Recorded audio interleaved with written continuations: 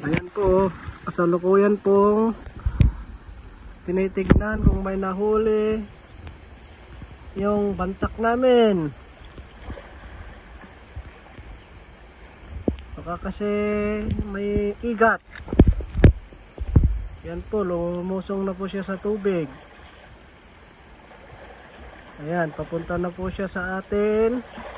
Tignan po natin kung meron. Yon! Sabi ko na! Meron!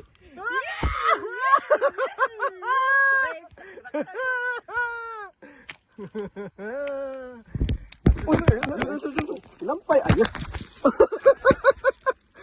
Muntik pang makawala. Muntik pang makawala.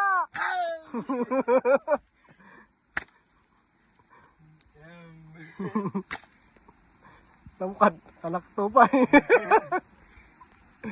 Okay, final. Meron